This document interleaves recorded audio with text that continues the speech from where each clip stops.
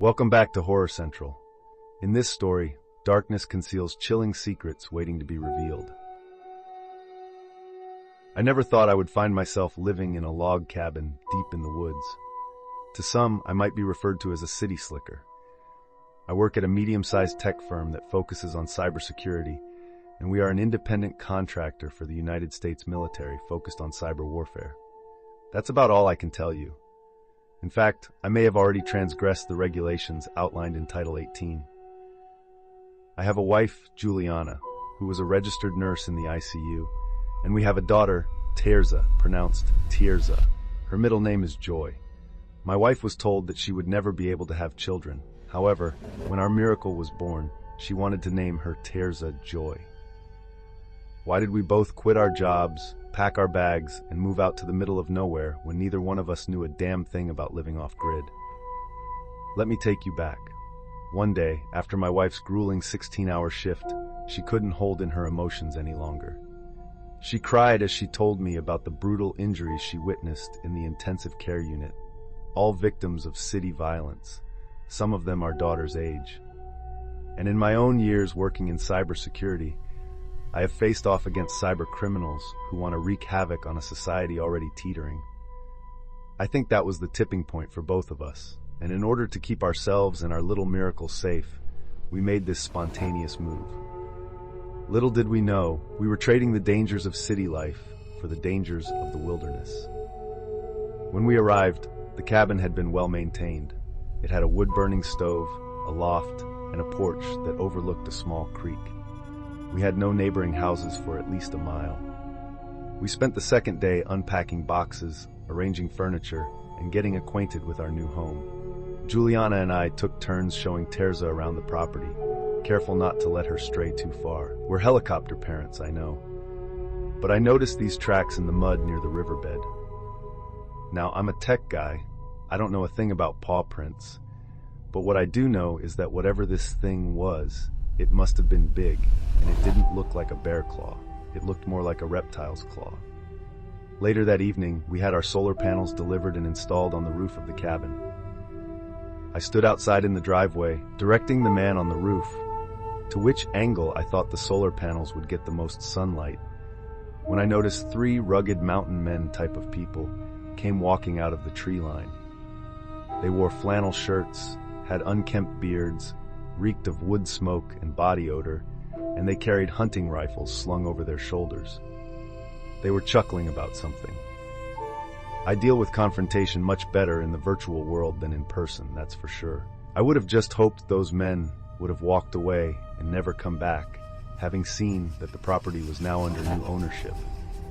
My wife had other plans, and she was motioning at me through the window to stop those men and talk to them. I figured they were just out hunting and didn't know that this property had been bought, so I certainly did not feel threatened. "Excuse me, excuse me," I hollered out to them. One of them stopped and the other 2 kept walking. I ran up to them. The other 2 then turned around. "Hey, I wasn't sure if you guys were aware, but this is our property you're trespassing on." First, one of them starts to laugh, then all 3 of them are laughing at me. One of them squints his eyes to get a good look at me from head to toe. "You ain't from round here, are ya?" The tallest man in the group spits on the ground. "We just moved in a couple of days ago." "What brings you to these parts? That your fancy car over there?" 2 of the men asked me questions at the same time, one of them pointing at my car. "The Model 3 Tesla? Yeah, that's mine." They start to laugh again. Now I am starting to get pissed. That purty little car there ain't gone nowhere when winter hits. And them electrical things you puttin' on the roof there ain't gonna do shit in winter. I shook my head and started to walk away. I was contemplating whether to raise my voice and sound a little more threatening, but these men would laugh at that and only exacerbate my anger. "This conversation's over," I said, walking away. "It ain't safe out here at night." What the hell does he mean by that? Was it some kind of threat to me? Yeah, I am only 5'9". I got skinny, frail arms. I use solar panels, and I drive an electric car. Maybe that makes me a pussy. But if you put my family in any kind of danger, I will make sure you understand who the fuck you are dealing with. I remembered that I had installed security cameras around the cabin and driveway the day we moved in. After viewing the footage, I screenshotted their faces, then used a facial recognition website to delve into their backgrounds. But my cybersecurity skills offered a deeper dive. I could hack into their digital accounts, read their emails and messages, and even sell their identities or credit card information on the black market if I wanted to. Despite the feeling of power I have over them now, I decided not to, for it's not worth the punishment of getting caught. I chose a different approach. My message was clear. Their intrusion was recorded, and any further trespassing would have consequences. It was a clear warning. I know more about them than they want people to realize, so they should tread lightly. That same night, I decided to look over every hour of my camera footage from the moment we arrived here.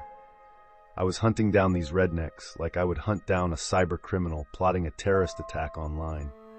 Yet, what I found on that footage chilled me to the bone, far surpassing any unease those rednecks had caused. One of the cameras, positioned to oversee the forest behind us, 84.3 acres, had captured something that, to this day, still scares me. At first glance, I just assumed it was an anomaly, moonlight reflecting off a shiny object, perhaps. But as I zoomed in and really analyzed the footage, frame by frame, the reality dawned on me. It was no ordinary object. Its movements were too deliberate. With controlled precision that defied conventional aircraft capabilities, it hovered eerily around our cabin, before vanishing into the night at impossible speeds.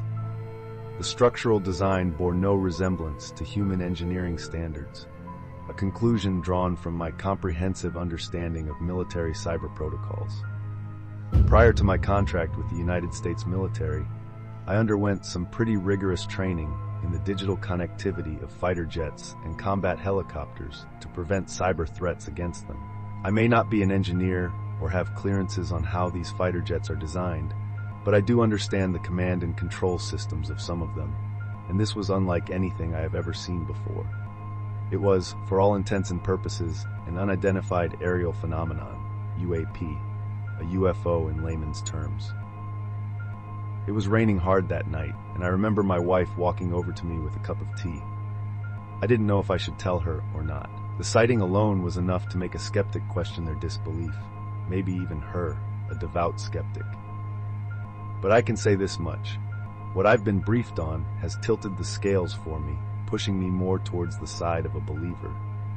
There are things out there, phenomena that defy our current understanding of physics and aerospace technology. And what I saw that night, well, it makes me consider that while we thought we were alone in the universe this whole time, we were actually being observed right under our noses. I spent hours in front of my computer, something I am used to, as you can imagine.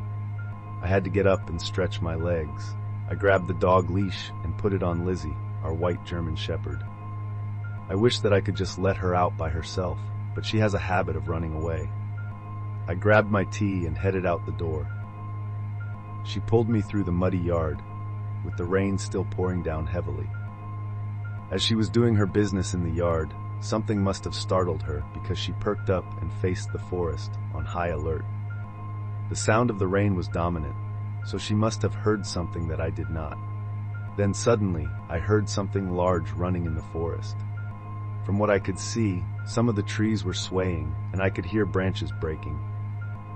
Lizzie pulled me so hard, unexpectedly, that I spilled my hot tea on myself before falling in the mud.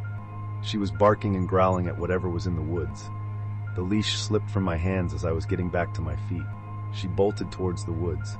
"Lizzie! Lizzie!" I yelled for her, but she disappeared into the forest. I love that dog. She is very loyal and a great addition to our family, but she pisses me off sometimes, and I had no intention of going looking for her that night. But my wife and daughter weren't having any of it. As I stood in the doorway, dripping wet and covered in mud, Terza was looking out the window and sobbing. "She's all alone out there. What if she's killed by a bear?" Terza cried out. Juliana didn't even have to say a word. All she had to do was give me that look, and I was off again. Here I was, flashlight in hand, treading through the damn forest on a cold, rainy night. "Lizzie?" Nothing.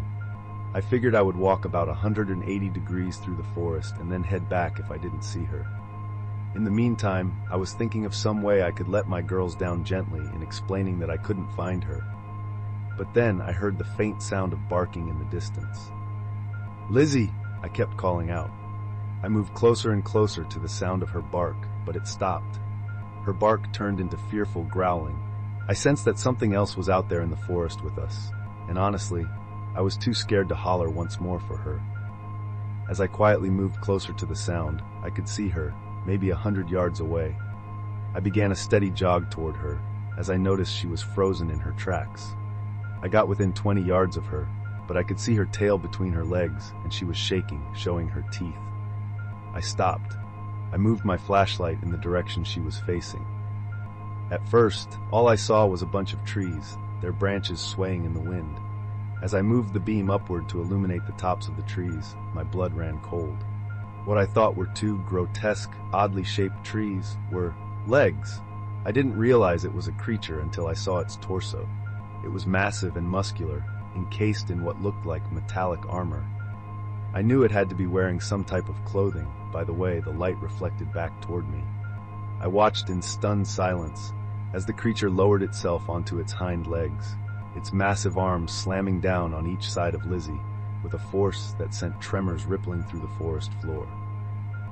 With a slow, deliberate movement, it lowered its head to stare at my terrified dog, but it never attacked. It just watched with curiosity. Bang. I heard a loud gunshot in the distance, followed by 3 more shots. Way in the distance, I saw lights turn on some sort of object that had landed in the woods, and the creature ran on all 4s toward it. I got back to my feet and ran over to her. I got to pet her, and she bit my hand. But once she recognized it was me, she calmed down a little, and I grabbed her leash. At this point, I was so disoriented and consumed by fear that I couldn't remember which direction the cabin was. But I could hear the sound of people talking far off in the distance, so I decided to move in that direction. The closer I got to the sound of chatter, I realized it sounded like some men arguing. "No, I ain't doing it. You go out there yourself then. I'm going home," I heard as they came into my sight. "Oh, you've got to be kidding me," I said to myself. As I was about to emerge from the woods, they must have heard me because the 3 mountain men I saw trespassing on my yard now had a trespasser on theirs, or at least someone's property. Funny how fate often accompanies irony. They pointed their guns in my direction. Bang! A bullet ricocheted off a tree near me. I crouched down immediately, covering Lizzie. "Jesus Christ, don't shoot!" I cried out. "What in the Sam hell?" said one of the mountain men. "I think there be a goddamn person out there." I walked out of the forest with the dog, my hands up for some reason, and I was shaking. "Are you a stupid summabitch or what? Don't you city people know you ain't never want to walk alone in the forest at night? The hell's wrong with you?" They lowered their guns. I was too tired, scared, and just lacked the energy to even speak. "They got some big beasts out there. One of these days we gonna catch one of them things from space." I fell to my knees. I suspected they had also encountered these beings. 2 of the men began to laugh. "These forests have yet to turn you into a man." "Can someone please just give me a ride back to my place?" I interjected. There I was, sitting in the passenger seat of one of the men's old pickup trucks, with my dog in my lap. The inside smelled like wet dog and stale cigarettes. As we were pulling into the narrow driveway of my cabin, we felt a thud on the ground, and we knew that creature had to be near. As soon as we pulled up to the cabin, Juliana came running outside after she saw me exit the truck. "I was worried sick about you. I thought I was going to have to report you missing," she said. I think she could tell that I was shook up. "What happened out there?" she asked. We heard another loud thud, and the ground shook. "Dad, what was that?" Terza asked, as she latched onto Lizzie. I hurried to get everyone inside and offered the mountain man, yes, I still call him that, even though I found his full name and even social security number online, to stay inside until daylight before leaving. He paused, looking at the ground for a moment before saying, "Yeah, maybe that's a good idea." We dimmed the lights so as not to draw too much attention to the cabin. Juliana, the mountain man, and I all sat in the living room while Terza dried Lizzie off with a towel, her gaze fixed intensely out the window. I sat across from him with nothing but a coffee table between us. He tugged at his beard, glancing nervously toward the window before locking eyes with me. My cellular phone's been all screwy lately, he said. Started right after those things showed up. I'm telling you, it's gotta be them aliens messing with it. I tried to hold back a chuckle, for it seemed irony had struck again. He looked at me as if I might confirm his suspicions. Sounds like your phone may have been hacked, I suggested. Really? Hacked? Juliana chimed in, her tone edging toward accusation. From the corner of my eye, I caught Juliana glaring at me, her arms folded tightly across her chest. I knew that look well. It was her "I know exactly what you did" stare. I had indeed tinkered with his phone earlier that day. I simply wanted to scare him a bit. After all, I thought he had threatened me on my own property. Aliens, huh? I managed to say, trying to keep the conversation light despite Juliana's scowling face. That's one theory, he nodded. Yeah, and it ain't just me. There are things out here, man, things people aren't supposed to see. Juliana continued to glare at me. I knew I'd be hearing about this later. Yes, what I did was illegal, but still, you don't mess with my family. Besides, for now, we had bigger things to worry about than a hacked phone and a ruffled mountain man. Terza, her face pressed against the cold glass of the window, gasped. Dad, look! Her finger trembled as she pointed outside. The dog again began to growl and show its teeth. As I stood to my feet and walked to the window, I could see the creature staring back at her. It was crouched down, watching her with the same sense of curiosity it had shown the dog earlier. Don't move, I told her, as I had a strong feeling that the creature had no intention of harming us. But just as I was about to grab her arm and pull her away from the window, the mountain man raised his gun, pointing it at the creature. No! My wife and I both yelled.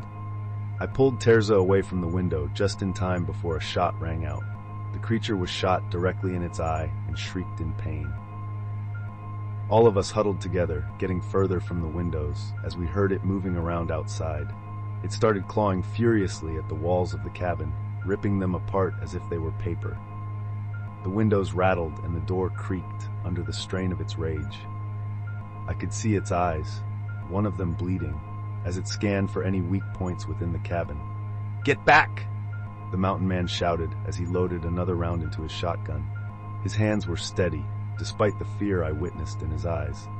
As the creature lunged at a window, breaking the glass with its claws, he pushed Terza and me behind him, shouting for us to find cover. Juliana and I grabbed Terza, pulling her into the hallway, away from the windows. Get your family safe! He yelled over the creature's screeches. The creature broke through the window frame, and the mountain man charged, firing directly into its chest. But its armor ricocheted the bullets, and they had no effect. The cabin was shaking, and all we could hear were gunshots and the sound of splintering wood. Then, as suddenly as it had started, the chaos paused. We peeked out to see the mountain man standing by the broken window, breathing heavily.